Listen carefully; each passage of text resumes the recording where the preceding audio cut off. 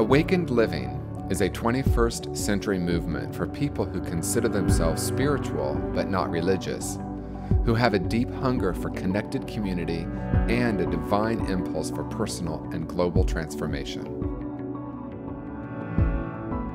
Our mission is to encourage and inspire the awakening of human consciousness. Awakened Living TV.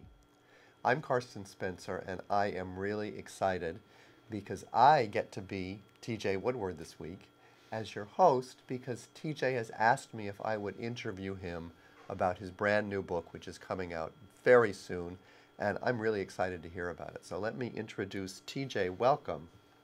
Well, thank you, Carsten, and thank you so much for stepping in and hosting our show. It's really interesting being in this seat instead of that one, so I'm excited about that alone.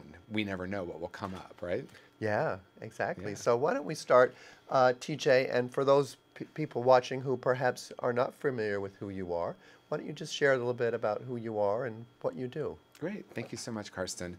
Well, my name is TJ Woodward. I am the minister and spiritual director of Awakened Living in San Francisco, and also the author of the upcoming book, Conscious Being, Awakening to Your True Nature. In addition to being the minister at Awakened Living, I'm also a spiritual care coordinator at Foundation's Intensive Outpatient Treatment Program.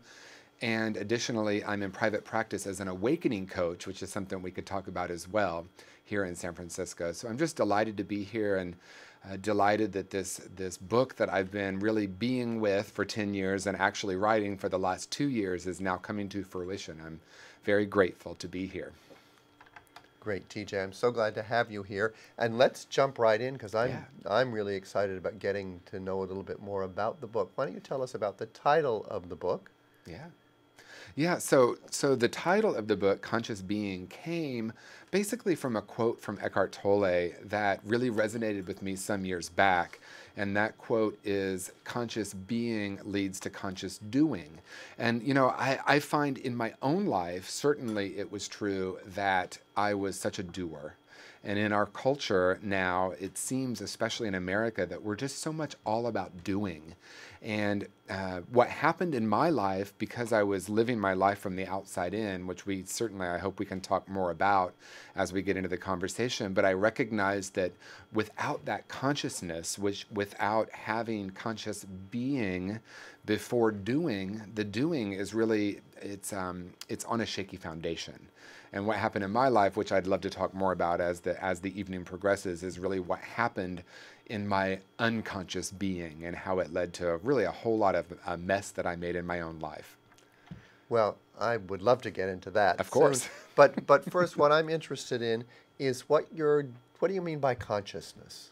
Well, thank you. So consciousness, a big part of the focus of the book is around consciousness, conscious awareness. And I guess I want to differentiate a couple of different types of consciousness. I mean, one is ultimate consciousness, which you could call God, or you could call love or source or light, depending on your perspective. That's the ultimate reality, ultimate unchangeable truth that I have come to understand is the truth of who all of us are, and that we're all not only connected at that level, but we're one. There's another type of consciousness, and that's human consciousness, or our individual consciousnesses. And really a big focus of the book is about conscious awareness and raising our consciousness, our individual consciousness, to encompass a much larger view. So I think that's really, I could talk about that a lot longer, but that's basically what I mean by consciousness. Yeah, so what I hear you saying is that the book allows us to really go deeper beyond our individual self and really kind of experience the connectedness. And certainly my spiritual journey has been a lot about that as well. Yeah, for sure. Yeah. I mean, Awakening to Your True Nature, is the subtitle of the book. And I know in my own journey, early in my life, I felt really broken. And there was a lot of support. There's a lot of support, and we could talk about collective consciousness as well. There was a lot of support really in our culture about looking at what is wrong. And at some point in my spiritual journey, you know, I came into spiritual teaching and spiritual practice when I was really quite young, actually, when I was 20 years old. Went to India early in my life and really had some really intense spiritual experiences. But what I was hoping for, honestly, and I don't know if I would have been able to say this, but at the time, but what I was hoping for is that I would reach a certain place that we might call nirvana or awakened, being awakened or enlightened, and then I would no longer have the human experience. And so this book is really different than that, because the book, I write the book from the perspective that we are all whole and perfect, and that we are all inherently love or divinity or God or source. And we've collected a lot of things along the way, stories, things that were told to us, experiences, painful experiences. And then I've collected all these ideas and these stories that really block myself, or in the clients that I work with and in the people I know, it's a similar story, that we are whole and perfect, but there's something covering that up. So the book is really about opening up to seeing our essential nature. Yeah, I mean, what I'm getting you're saying is what the vision that came up for me is horses when they put these blinders on. Yeah.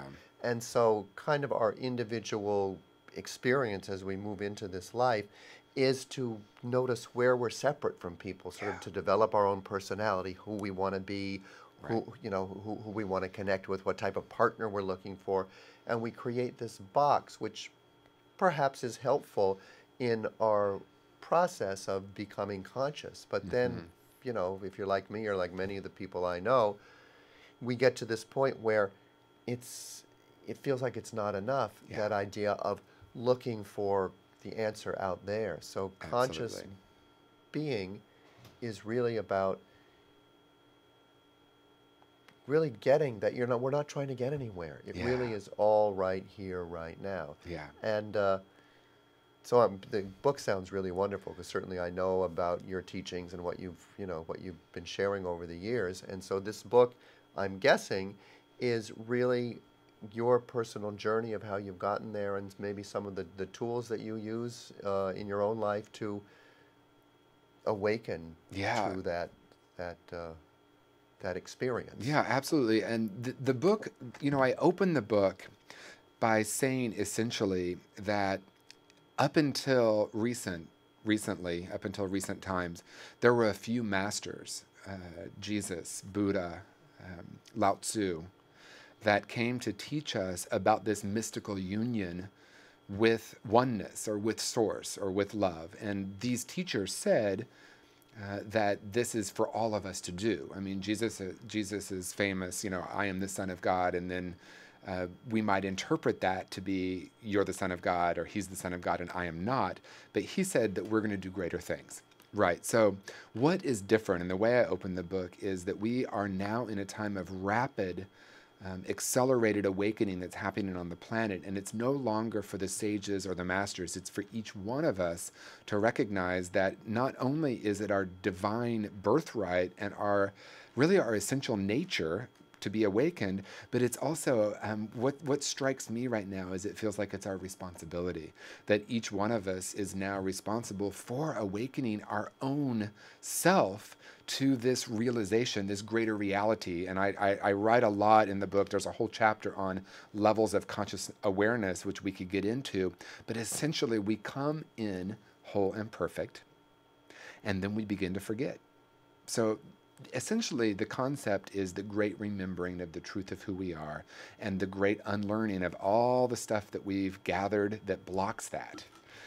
So I think that's the big difference in the beginning of the book that I'm making, is that it's now a time on this planet for all of us to awaken, not just a few chosen masters. You know, this really resonates with me.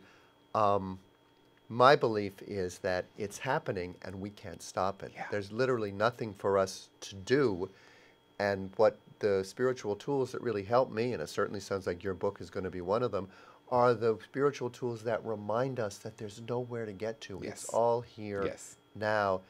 And just to that's why spiritual reading, certainly some of the Hafiz, some of the famous poems, and certainly the scriptures, certain scriptures that talk about the kingdom of heaven being within. Yeah. I know that I've often go to your authenticity group that you have on Saturday mornings, and we do some very powerful processes there. One of them is the idea of living in the question. Yeah. Can you share a little bit about that? I would be delighted, and I wanted, before I even say that, to recognize that what you're speaking to is that the great mystics throughout time have been saying this for these centuries, and I feel like now we're getting it, because now I know so many people that are on this path of awakening and consciously awakening, and it is true on one, it's. A great teacher once said to me, the only way to actually speak about spirituality is to speak in paradox. So it's always this and that. So on one level, what you're saying is absolutely the truth. There's nothing to do. Consciousness is pure consciousness. It's just for us to accept that and receive it and experience it. And on the human side, there's plenty of things for us to undo. So I wanted to kind of preface that. And then the idea of living in the question is something that is so fundamental to my way of being now, because we are taught from a very early age, and I don't know if it's inherent in the human nature or if it's something that we're taught through consciousness, a combination of the two, but we are taught to seek answers, and we are praised for having the answer. Our entire educational system in America and in Western culture is based on what we call facts, memorizing those, and then come test morning, being able to regurgitate those answers. Now that is a consciousness based in the mind, and it's very, very useful and very, very powerful, and it's limited. And so because it's limited, when I live from the construct of my mind, I literally cannot experience something beyond that which I already know. That's the nature of the mind. Now, we can say that the mind can stretch and learn new things. Yes. And the best way for me to do that, and the best way that I've discovered in doing that, and you're speaking of the authenticity group on Saturday mornings, we come together and at least, it's 90 minutes, but we spend at least 30 minutes of that doing some form of process about living in the question, or moving into the great mystery, you could say. A lot of people, that's the way they might define God, is the great mystery or spirit. So rather than having our mind look for an answer, we live in the question. So it might be you and I facing each other, and we set a timer for 5 minutes, and you ask me a question that's open-ended, that doesn't start with why, which we could get into that if you want, but it might be, who are you really?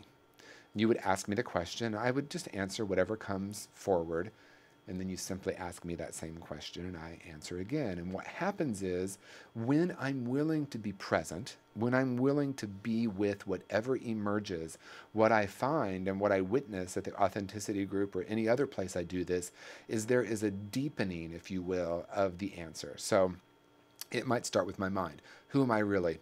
I'm a man. Who am I really? I'm a boyfriend. Who am I really? I'm a brother. And then we move into deeper awarenesses.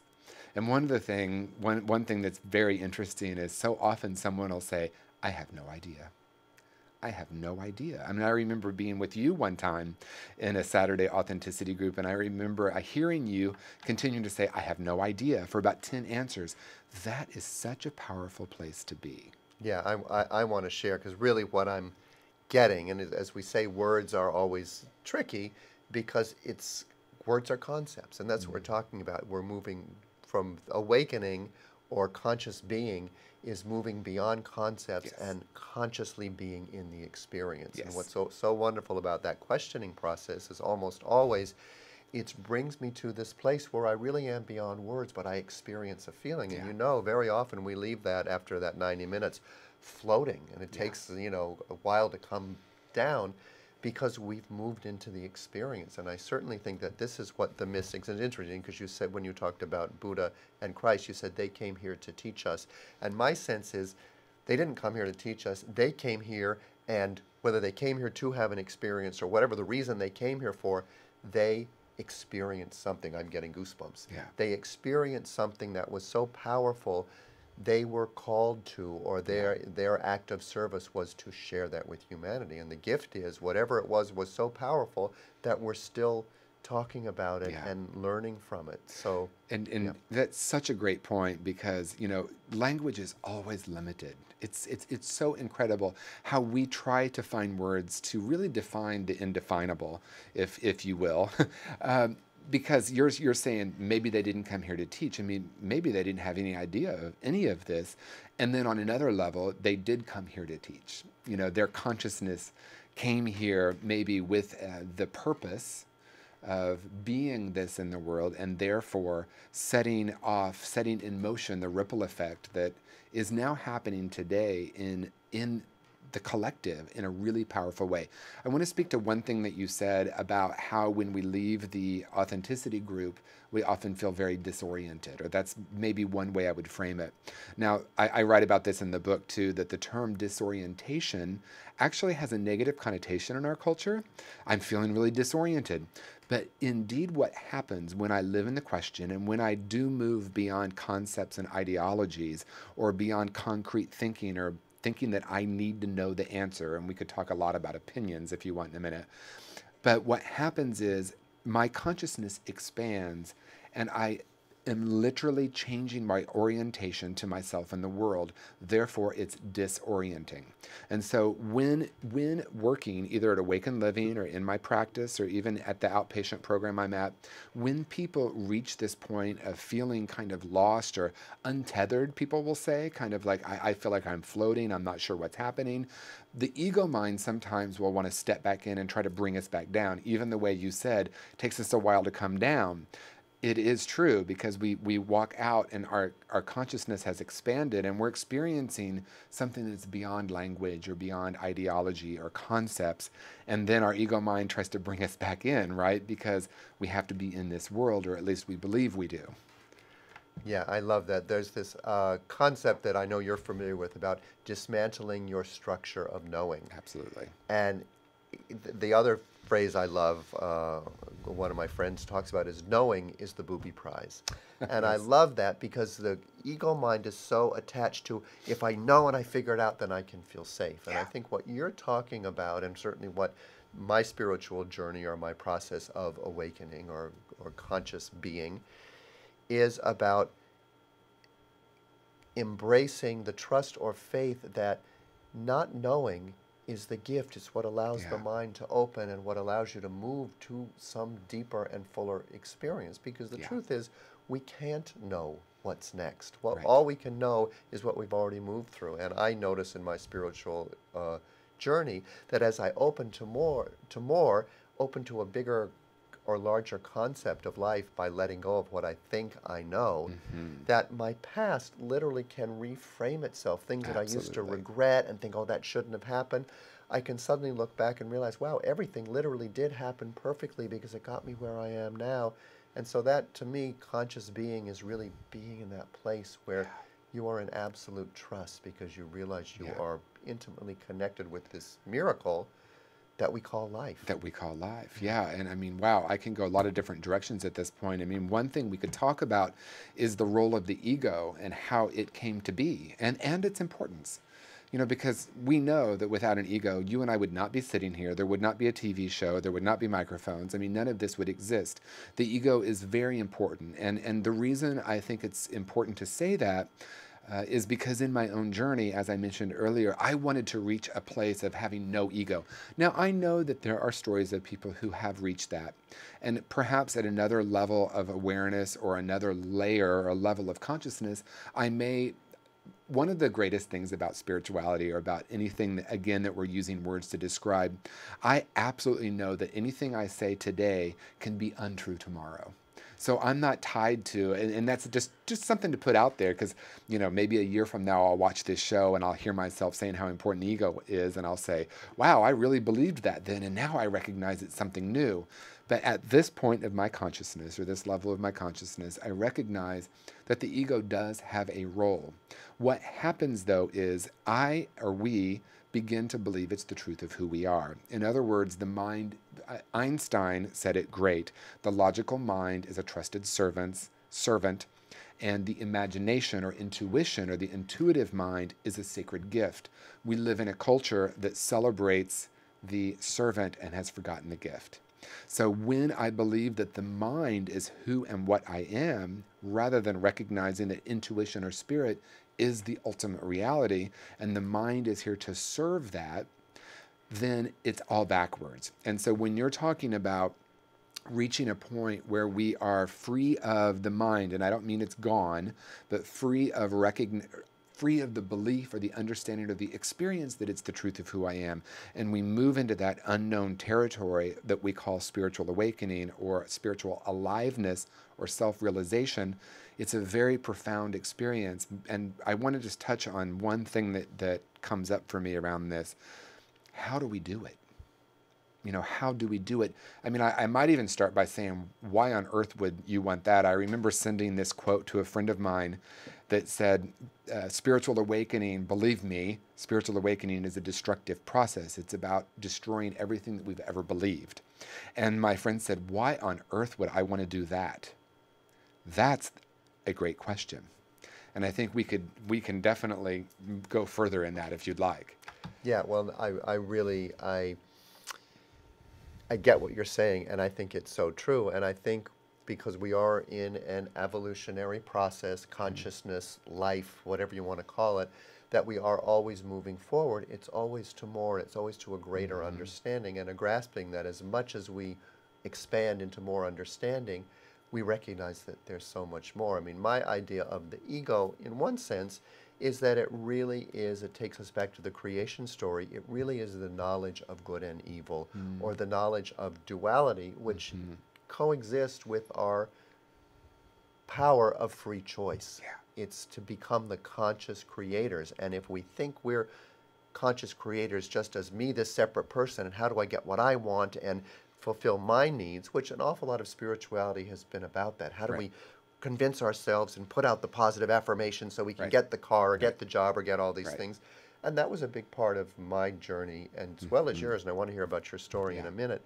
But when we acknowledge that we're connected with spirit and we are co-creating together and that there's no separation, that's when it expands so greatly. That's when I can stop trying to make things happen and surrender into the flow and realize it's just about me choosing. And the choosing is about, how do I align with spirit? Another way of saying that is, how do I be of service in my life? How does each action I take benefit all concerned? And when I really get that, I recognize that anything that I'm doing for myself from a spiritual place and an awakening automatically is going to help everyone around me. And it's much less doing, and it's much more just simple deciding through tuning within and seeing what feels right to me, what feels right and what feels harmonious with the rest of my life. Yeah, absolutely.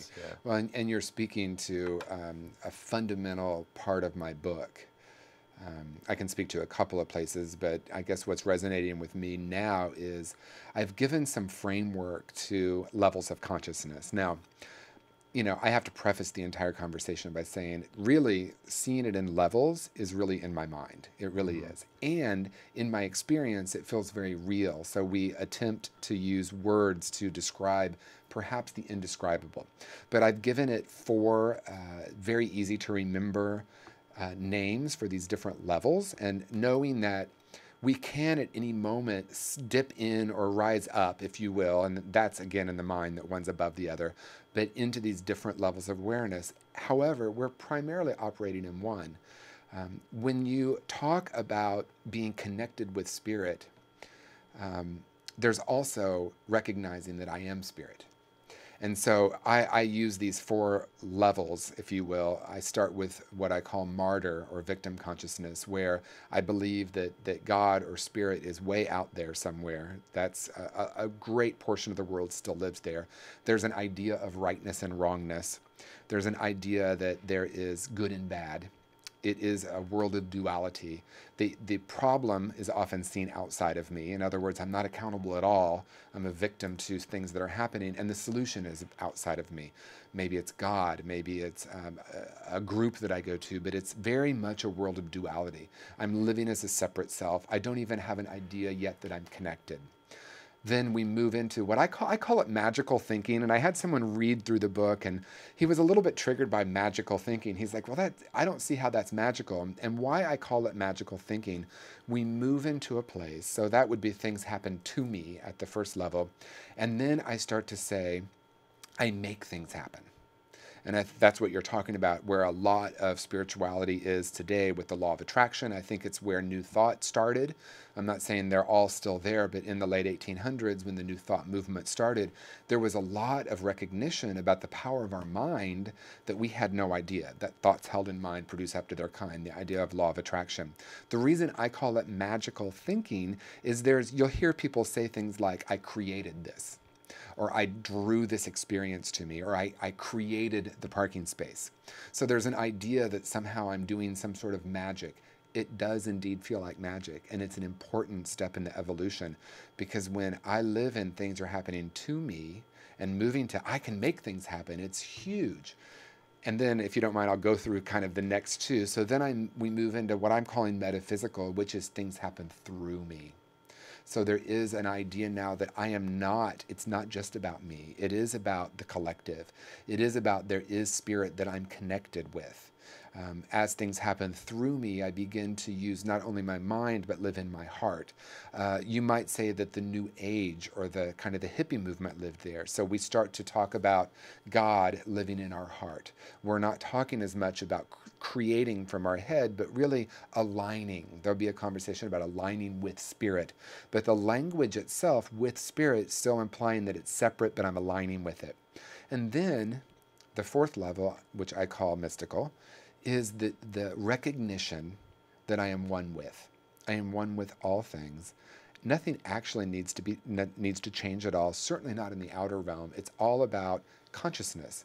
It's about recognizing that which already is. And one quick story how I can kind of differentiate in my own journey, and we can get into my journey of how I came to all of this. But in that magical thinking consciousness, imagine that you go, and I use this story a lot, but you go to your bagel place every morning, and you have your bagel and your small coffee, and that's just what you do, and you come into this idea that you can manifest. And so you may use some affirmations because you're thinking, maybe I want a croissant, so I want croissants, I want croissants. You go in and look, I created the croissant, there it is. And then I order my croissant and I say, isn't it great I created this? And the person said, oh, we've had croissants the whole time.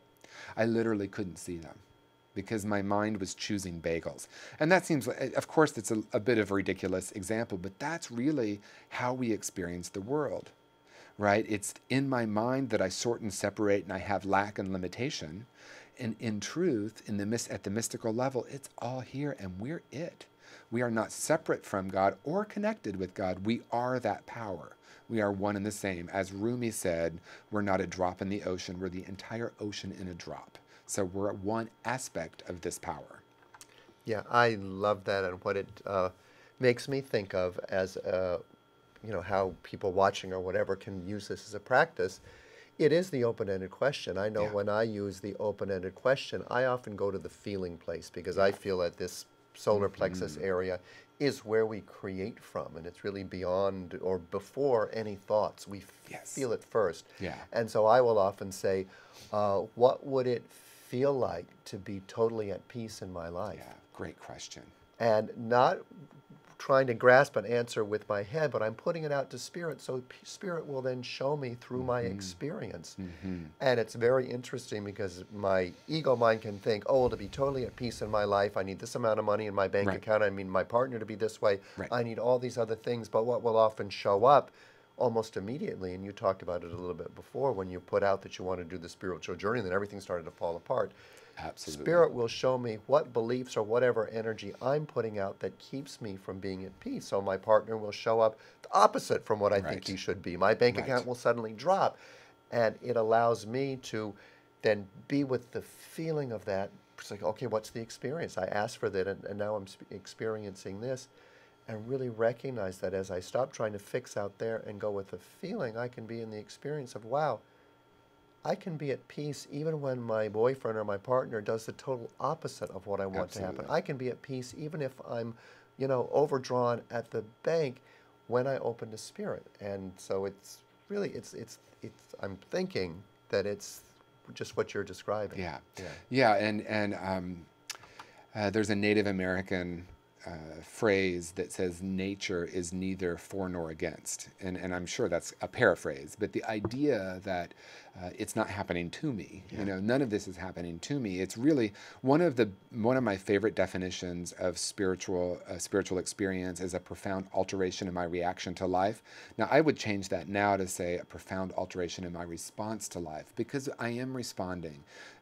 Nature, as you so eloquently said in the beginning, you know, this idea of good and evil, it's not the good and the evil, it's the knowledge of good and evil. It's the idea that this is for and this is against, this duality. When I recognize that it's actually quite neutral, and that includes disease, that includes anything that's happening in my environment. And I want to be careful the way I say that, because what I'm not saying is to do a spiritual bypass. I'm saying actually the exact opposite of that. I feel it very deeply. I recognize that my mind wants to resist or accept. I'm with that. I allow, as you're saying, the feeling nature of what's happening in my environment to be used as fuel for my own awakening. And if you'd like, I mean, I would definitely love to share about my own journey. In the book, what I've attempted to do is share some about my own personal journey, and also I like to use anecdotes, you know, stories. Actually, I've had a few people that have reminded me that maybe I've told a couple of these stories one time too many. But I do have some favorite anecdotes I use, and then also some deep mystical truths, and then trying to weave this together so that we might experience, because it's great. It's one thing to talk about mystical truth, and it's another thing to use an anecdote to kind of describe, like the bagel and the croissant, what it is. And then it's another thing that's really powerful if I'm willing to be authentic and vulnerable and share my own journey, and not just the feel-good stuff, you know, because just like I had my profound awakening, I had a profound asleepening too. I spent many years quite asleep to anything that was spiritual at all. Yes, I would love to hear about your story, and certainly personally, if our spirituality or our spiritual life is not there to help us through or help us be in the difficult times, then what's the point? Right. So absolutely, I'd love to hear, and I'm sure there are those watching, and I'm sure many people watching may not know you and may not have heard the stories that have worked for you that you've told again and again, because the ones that we tell They're all again in the and book. again, It's all right. well, and the ones that we tell again and again, we tell them again and again because there's a core, there's something there that resonates. It is beyond the story. So I'd love to hear more about your personal journey. For sure. And you know, you just said something so powerful, and that's beyond this story. And maybe that's the greatest definition of awakening, is that I'm living beyond my story. And what I mean by story is a collection of thoughts, a collection of beliefs, a collection of worldviews that have kept me limited. There is a story I'm not going to tell, but it's about a white tiger in a zoo and being limited. You'll have to read the book for that one. That's the one that I've been told I tell maybe a little too often. But it's really about how we have ourselves trapped or imprisoned in a way of being when there's really there's no wall, there's no jail cell, there's no reality to cage. it. Yeah. It's just I've constructed it in my mind. So in 2005, I owned a furniture business in San Francisco, and it was successful, and I was going along doing my thing, and I was doing a lot of doing and not so much conscious being. And what emerged, and I think that anyone watching this, and I'm sure you, Carsten, will have experience where there's that, first it does start as this still small voice. It's a little bit of an inkling. I was attending Unity San Francisco at the time, and my good friend and teacher, Reverend Maureen Bass, was the minister there. Very dynamic, just such a great way of teaching. And I write in the book a little bit about one framework that she uses for how we view the expansion of consciousness that is just so powerful and so kind of concrete in a way that is really accessible. And so I was on the board there. I became the president of the board there. I was very active in these teachings. There were a lot in the metaphysical realm and what I might call the magical thinking realm. And I started having that inner knowing. Now, it's interesting. I actually know now that I didn't at all start it then, because it started many, many, many years ago. And if we have time, I can get to that. But it started coming into my awareness that what I knew was mine to do, or what I felt. See, and it's interesting, you talked about knowing. There's knowing, and then there's knowing. And the way that I describe it is that I know that I know that I know. And it was emerging. It was minister, spiritual teacher, awakening coach, whatever word we use, that my calling here was to be a part of the transformation or the evolution or the awakening of human consciousness. And what happened for me is, for about 6 months to a year, honestly, Carsten, I pushed it down. I said no to that. And it's, fair enough.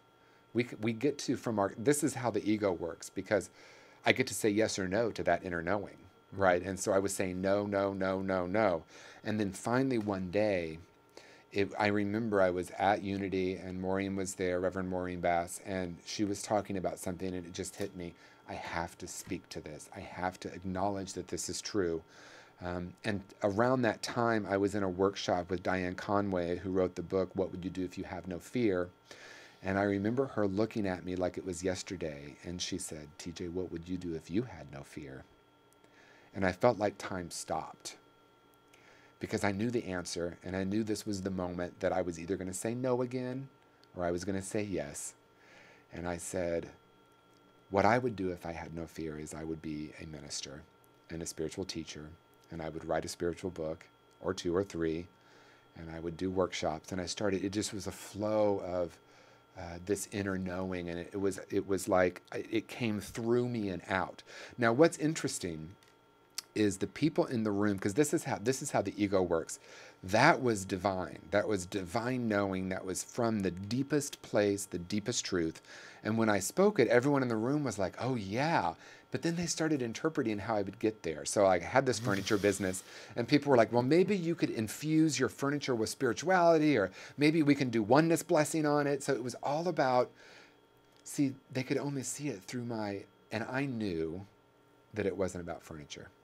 And Diane Conway looked at me and said something like, keep following that. I hear you, and I know that's your calling. So where that went, Carsten, to be really honest, is I had structured my life at that point from a very egoic perspective.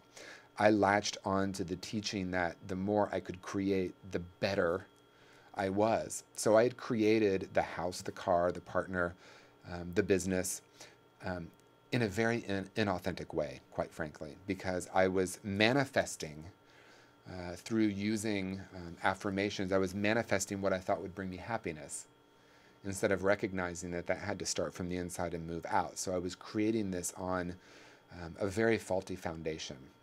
And so I was dancing. I was like trying to keep all the balls in the air, and I was, in debt and not letting anyone know, and really, really, really out of touch with my own spiritual integrity. And when I said yes to this calling, all that quit working. But here's the part that's interesting. My ego still didn't let go. If anything, it grabbed on tighter. So I spoke it. I went to Reverend Maureen and I said, I have the calling to go into the ministry. And she kind of pulled back and she said, oh dear, here we go. Everything in my world collapsed. And because my ego was still so deeply entrenched, I grabbed on tighter and tighter and tighter. And I caused a great deal of harm to myself and to others. I did things in deep unconsciousness that harmed others that I'm still repairing, and still coming to terms with self-forgiveness, which I would love to talk about that from the mystical level, but the process that I went through over the last 10 years. So I had a very, very dark period of my life that, quite frankly, I was on the couch depressed and really unable to move for quite some time. And then I had this great awakening that happened in India, where my ego was stripped away. And I lived that way for a day or two. And then I woke up one day and recognized that I had had a permanent shift. Now, it didn't mean my ego was gone, but how I've related to it since then has been completely different. And so that was the beginning of my journey that brought me to knowing that I needed to write this book, because my intention for the book is to write through my own journey, through anecdotes, through mystical truth of how each of us can really walk through the pain that my own ego created. and the harm I caused others, the harm I caused myself, and what it meant for me to get peace with that, and what it meant for me to have a way to describe this experience that I know that all of us not only can have, but we're each called to do now at this time in our evolution. So what my hope and my intention is that all the darkness, all the pain I caused myself and others is now useful because I chose, see, I could have easily chosen to close off and be bitter. But what I chose instead is, this is for my awakening, and I'm going to embrace it. I'm going to bring it into my experience, and I know when I transform, I'm going to have something to say. Yeah, thank you. Thank you so much, TJ, for sharing from such an honest place, and having been through some of that with you. Yeah. For me, it's so clear that that is what allows you to show up so authentically, because you've walked and moved through your own pain, your own struggle. Certainly my belief and my experience is that if we're living from the ego and the ego's desire to escape from the pain, from the unresolved issues within, we continue to create it and manifest it out there, ultimately because our inner creator is more powerful than our ego, so it's going to create whatever is out of balance out there in our lives. We must walk through it to get to the level where we are conscious beings. Yes, and we must walk through it if we want to get through it. We can continue to say no to it too, and that's what's so striking, and I know you know that, because we can go back to sleep. Now, something that you said, I think, in the beginning of this show is, at some point in our awakening, it feels like we lose a choice. It's like spirit, the truth of who I am, is so alive and is so committed to this path that I best just surrender because it's happening anyway. And that's, Pema Chodron, one of my favorite authors and teachers, says that compassion is not a relationship between the healer and the wounded, but between two equals. When we know our own darkness, we can be present with the darkness of others. So what I went through, and really, if I'm even more honest, what I put myself through my own consciousness, and I don't say that anymore with judgment, because actually what I would call harm and darkness was all very important for my own transformation. Now, that does not mean I don't have to clean it up on the human realm. I have money to pay back. I have a lot of things I have to work with. And all of that, my ability to embrace that and to be with that is now the fundamental cornerstone of my work. I work with people in very, very early recovery from addiction or in their addiction. And if I come in there thinking that I'm the one that's awakened and they're the one that's asleep, and I'm the teacher and they're the student, it just doesn't happen. And so when I come in knowing that I'm willing to be one with them, because indeed I am, something miraculous happens that's not from my own thinking. And I have seen you, and I've been with you through your struggles and through your journeys, and you have often been an inspiration for me and a teacher, not necessarily from what you say or your spiritual beliefs, but really from the way you have walked your walk and lived through and continued to refuse to be a victim, to take responsibility for yourself and how you show up. And I've seen the result in you being willing to do that is a continued growth and nurturing. And when life comes up and does something different, you say, what's the good in this? What do I need to learn from this? And you continue to hold your vision and not stick your head in the sand, but continue to move through what is there. And it's been quite powerful. Thank you. That's why being able to interview you for this book is such a pleasure for me to see this as coming out now. Thank you. And I appreciate that. And I appreciate that perspective, and it hasn't always been true. There have been times that I've been afraid. There have been times I put my head under the sheets. There have been days that I've stayed in bed. I remember being in bed for 72 hours, writing this like diatribe from the victim perspective. I gave myself permission. I'm like, I am going to step fully into victim mode, embrace that. I'm going to close those curtains literally for 3 days. And I wrote all the stuff that I was hurt and angry about. And eventually what came from that was like, it was actually comical. I started at the end of those 3 days, not only did the darkness lift, but I started laughing at myself because all those victim perspectives, all those stances, all the she said this and did that, and therefore I'm this, it became, what we talk about, you and I talk a lot about, is becoming the witness self or witness consciousness. And that 72 hours in that mode, and then it's almost like a near-death experience where I floated above myself. I could see myself laying on the bed, a collection of stories of rightness and wrongness. And it was like a great laughter arose with, wow, this isn't who I've come here to be. This is not who I've come here to be. I embraced that, though. I didn't push it away. And I walked through that and came out the other side and realized there was no right or wrong. And that's the one thing I want to say. I write one statement in my book that I think, I hope to have more than one controversial statement in the book. But one of them that might be viewed as controversial is, at the mystical level, there is nothing to forgive, ever. And what I mean by that is it's in those other levels of awareness that there's rightness and wrongness. And forgiveness somehow implies that you've harmed me and I'm going to forgive you, or I've harmed you and I'm going to forgive me, and I hope that you forgive me. But at this mystical level, when we recognize, as you have said so beautifully, it's all part of my journey, it's all for my awakening, why would I want to forgive that?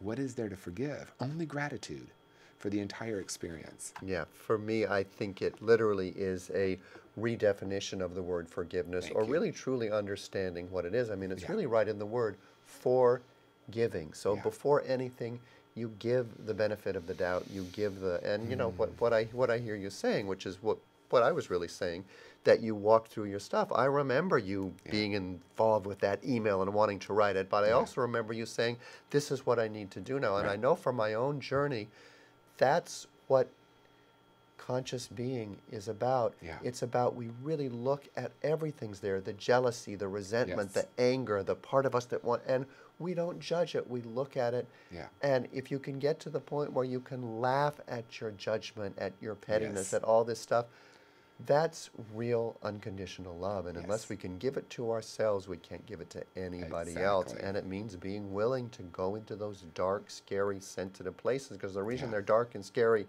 and sensitive is because we haven't held them into the light yet. Yes, and I write in the book about the shadow and the repression of the shadow, and that's basically pushing all those things down and not wanting them to see the light, and that's how the shadow gets created. And I love that you talked about judgment, because I judge myself, and then I judge myself for judging, and then I just go down into this dark place. And when I am willing to embrace all of that and allow it to be, something emerges that's something quite different than what I ever could have imagined. It's a new way of being and a new freedom that I never knew was possible. And the thing is, Carsten, as you know, it's who we are. Yeah. We are love. We are freedom. We are wholeness. Yeah, and when you can separate from the story and really have that experience of conscious being rather than thinking or ideas, Yeah. it's so clear that my judgmental part of myself is just a story. It's just Totally. something that jumps in and judges. And my favorite thing to tell clients and people that I'm working with is to move into non-judgmentalness, or to brace that. What I do is ask Spirit, what would it feel like not to be able to judge? Yeah. It means I don't judge myself for judging. Exactly. Where, oh, wow, I'm judging that person. Like, Yeah. oh, look at that part. And when I can look at it without judging, I realize that it's based in a fear or an insecurity or in a fear that someone else is going to judge me first. And then it just begins to melt away. Yeah, and then what's left is oneness. I want to reference, I do write a little bit about spiritual bypass, and in some of the new thought, or new thought in particular, might want to bypass some of the darker or the more difficult experiences. And we can use story. I love using story as metaphor. And so whether we resonate with the Christian story or not, part of the resurrection story is the time in the wilderness, right? So there's 40 days in the wilderness, and there's crucifixion. So we're not talking about just 40 days in the wilderness, then enlightenment. We're talking about 40 days in the wilderness, crucifixion, and resurrection. And when we take that story into our own lives and recognize that the wilderness period is what? It's feeling lost. It's not knowing. It's not necessarily crucifixion. I'm not crucified. I'm just absolutely lost. And so that period was such a long period for me. And if I don't embrace it, there's no crucifixion. If there's no crucifixion, there's no resurrection. Now, again, that framework, maybe there's a way for us to go straight to enlightenment without that. But my experience is that has been a great metaphor and a parallel for the process I've had to go through. And I think I love that, and I think what we're awakening to, or what conscious being or enlightenment means, is that we are coming into a true realization and ability to practice our creative abilities as co-creators with this divine source, which is truly what we are. And I think that's, if you're going to use the crucifixion story as a reference, or as a story that we're going to use as an example, that's really what happened with Jesus. He was looking at what was the result of him speaking his truth so powerfully at that time in humanity. And if you look at the result, it goes way beyond his lifetime, because we're still learning to be in that place of non-judgment, to have love and compassion be the number one thing. And I think what he was saying is, because I did this, you don't have to die on the cross anymore. Your own awakening may be endowed with its own struggle and, its own stuff. And I don't know anyone who has not been through real, deep, powerful struggles in their life. And the thing is, here's the thing about that, though. Going through a crucifixion, metaphorical crucifixion, does not guarantee we're going to enlighten. And maybe that's the great cosmic joke. I go through this, but the paradox, again, back to the paradox, is when I'm willing to embrace it and recognize, because there's a chapter in my book called Shift Happens, and we all know that comes from shit happens, right? And one day I woke up and I thought, what if I just started recognizing that it's fertilizer? And that fertilizer happens. So it's basically, only thinking makes it so, as Shakespeare said.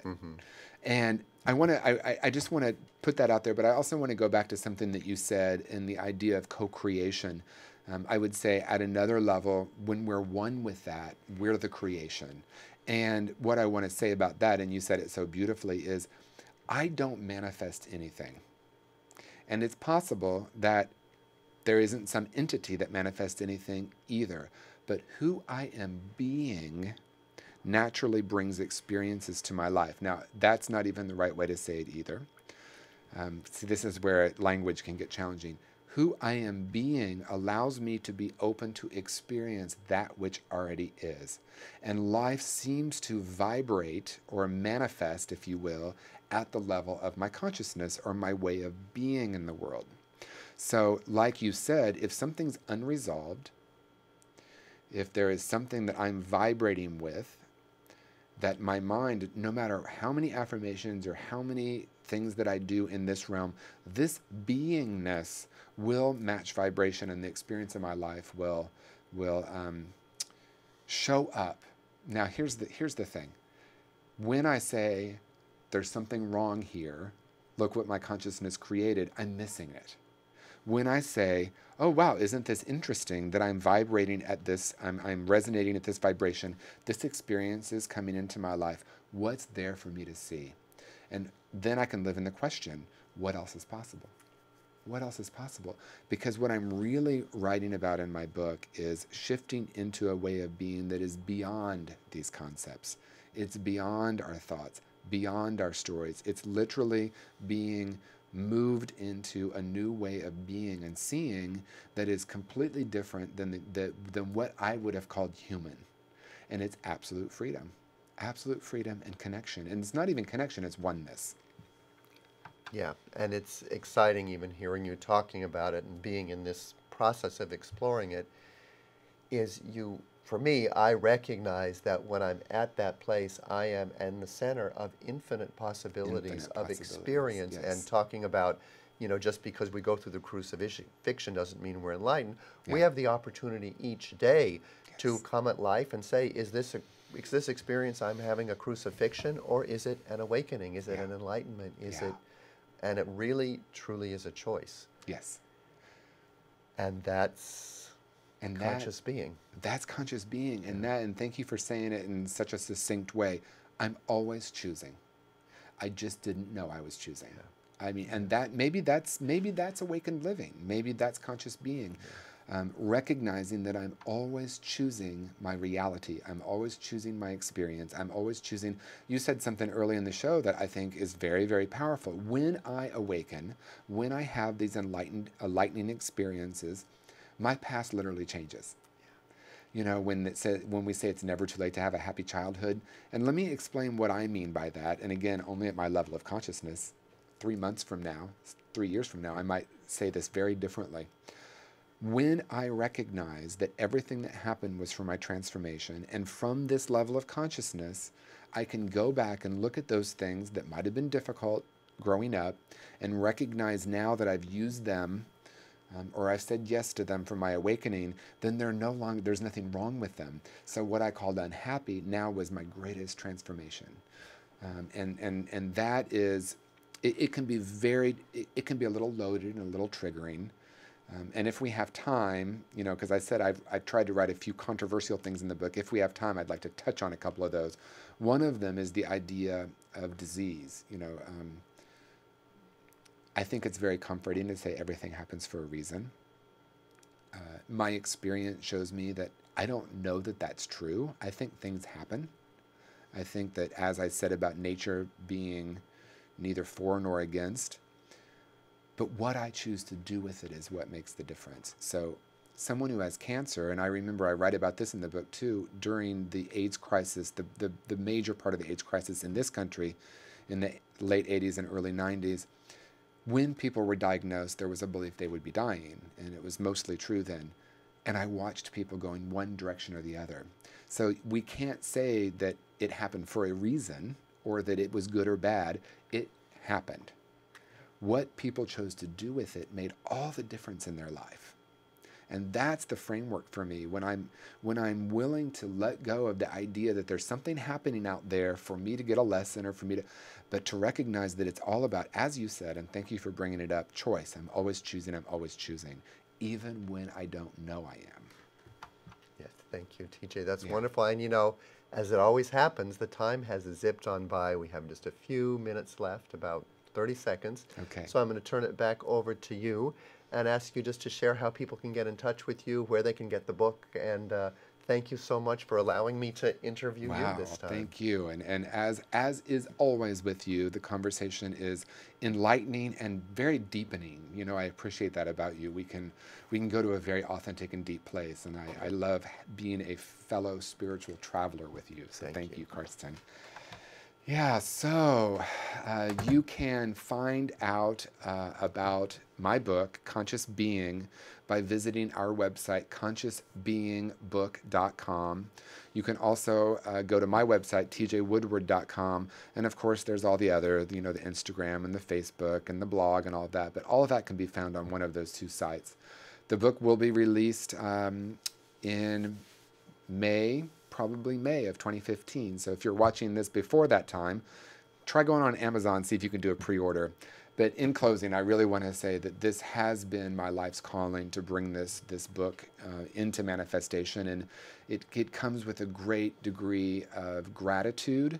And I want to just close by honoring the person that I dedicated the book to, and that was my first spiritual teacher and mentor, Mary Helen Brownell, who was the most enlightened being I've ever met. And there's a whole chapter in the book about her and her journey and what she taught me, as Carsten said, not by what she said to me, but by who she was, how she was being in the world, and how that changed me. So thank you so much.